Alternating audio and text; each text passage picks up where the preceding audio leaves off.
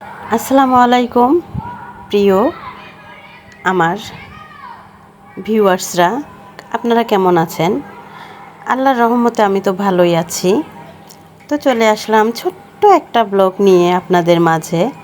এই যে পাতাগুলা দেখতে পাচ্ছেন কত বড় বড়, এর আগেও আমি এই ভিডিওটা অন্য একটা ভিডিওতে দিয়েছিলাম। সেটা হলো আমি পাতা কাটছি সেই ভিডিও, আর এটা হলো আমি পাতা কেটে ফেলছি সেই ভিডিওটা। তো দেখেন কি বড় বড় পাতাগুলা, আমার কাছে তো এত ভালো লাগছে, তাও আবার নিজের হাতের। আর বিশেষ করে এই পাতাগুলা আমি ভাজি করেছিলাম, এত মজা লাগছে, আমি মানে বলে বুঝাইতে পারবো না যে নিজের গাছের পুঁই শাক যে এত মজা লাগবে। শুধু পাতাগুলাই কিন্তু আমি নিছিলাম, শাক রান্না করছি, এর সঙ্গে অবশ্য আর একটা শাক মিশাল দিয়েছিলাম, সেটা হলো কলমি শাক একটু দিয়ে রান্না করছিলাম, সঙ্গে চিংড়ি মাছ।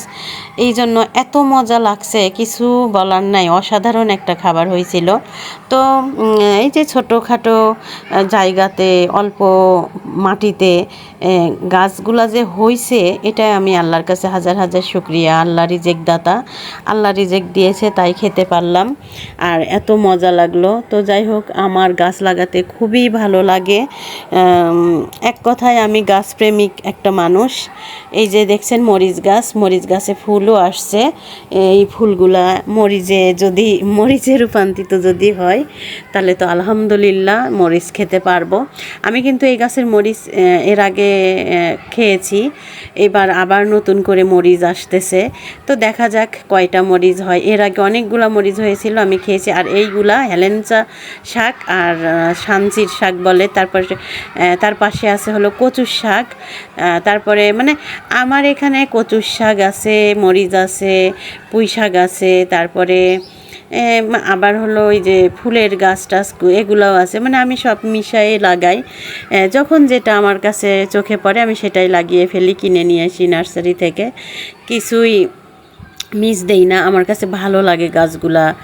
তো আমি আমার কাছে যদি আরও অনেক জায়গা থাকতো, অনেক মাটি থাকতো, তাহলে আমি আরও অনেক গাছ লাগাই ফেলতাম। হ্যাঁ, তো যাই হোক, শহরের বাসায় গাছ লাগাইতে অনেক মাটি লাগে, অনেক কিছু লাগে, পরিশ্রম করতে হয়। আর এদিকে আমি এক ভাবির বাসায় বেড়াইতে যাচ্ছিলাম, তখন একটু ভিডিও করে নিলাম যে আমার সাজুগুজু, আমার ড্রেসিংয়ের সামনে আমি একটু ভিডিও করে চলে গেলাম ভাবির বাসায় গিয়ে অনেক ভিডিও করছি, সেগুলো তো দেওয়া হয় নাই।